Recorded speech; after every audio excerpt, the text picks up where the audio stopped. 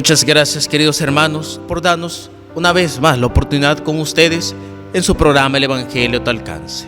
Hoy jueves de la tercera semana del tiempo de Adviento vamos a reflexionar el Evangelio según San Lucas en el capítulo 7, versículos del 24 al 30. Cuando se fueron los mensajeros de Juan, Jesús comenzó a hablar de él a la gente diciendo: ¿qué salieron a ver en el desierto? ¿Una caña sacudida por el viento? ¿O qué salieron a ver? ¿Un hombre vestido con telas preciosas? Los que visten fastuosamente y viven entre placeres están en los palacios. Entonces, ¿qué salieron a ver? ¿Un profeta? Sí, y yo les aseguro que es más que profeta. Es aquel de quien está escrito: yo envío mi mensajero delante de ti para que te prepare el camino. Yo les digo que no hay nadie más grande que Juan entre todos los que han nacido de mujer, y con todo, el más pequeño en el reino de los cielos es mayor que él.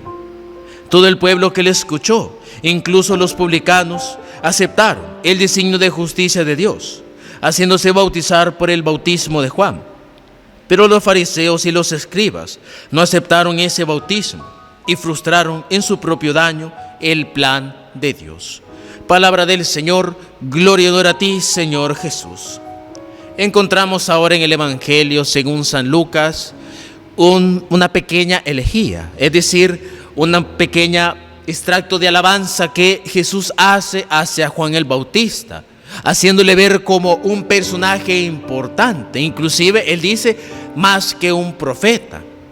Y obviamente la figura de el profeta en el pueblo judío era importante, porque el profeta era aquel que hablaba en nombre de Dios, era aquel sobre el cual Dios daba su mensaje, y después él era el pregonero de la voluntad de Dios. Y si nosotros encontramos aquí de que Juan el Bautista era incluso más que un profeta, entonces nos demuestra que las palabras que salían de él, las acciones y todo lo que hizo Juan el Bautista era siempre para cumplir con la voluntad de Dios y para llevar ese mensaje especial de preparación para disponer los corazones a la venida de Jesús.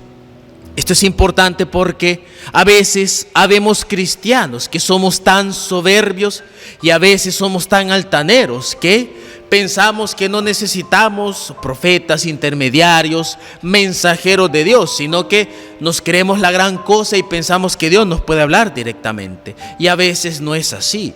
Precisamente la soberbia es uno de los causantes de una sordera espiritual, que no permite que Dios nos hable, sino que lo que nos habla es nuestro propio orgullo, el cual hacemos pasar como la voz de Dios, cuando es la voz de nuestro propio orgullo.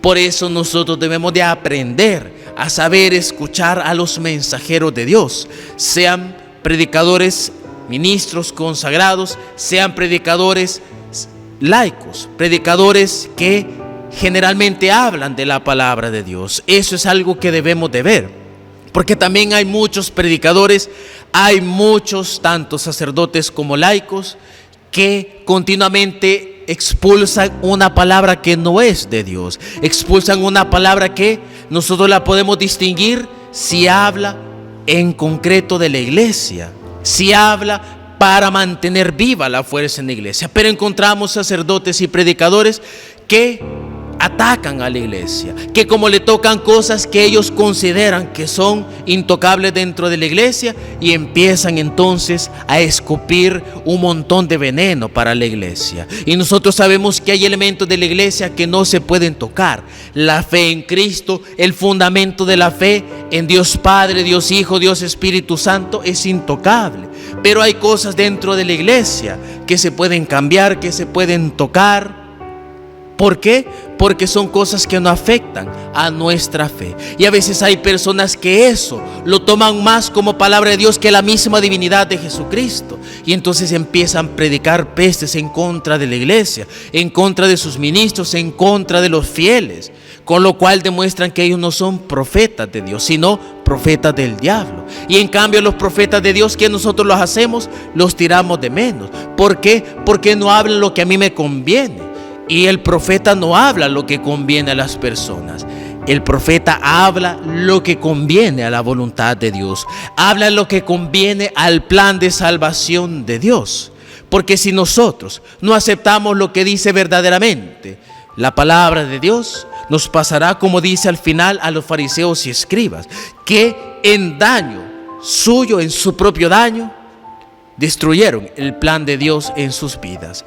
Por eso, queridos hermanos, estemos siempre atentos a las palabras que salen de la boca de varios profetas, porque si son fieles a la iglesia, si su vida demuestra también esa fidelidad a la iglesia, son profetas de Dios. En cambio, aquel que atacan a los cimientos de la iglesia, al Papa, a los sacerdotes, a los fieles cristianos, entonces ese es un profeta del maligno.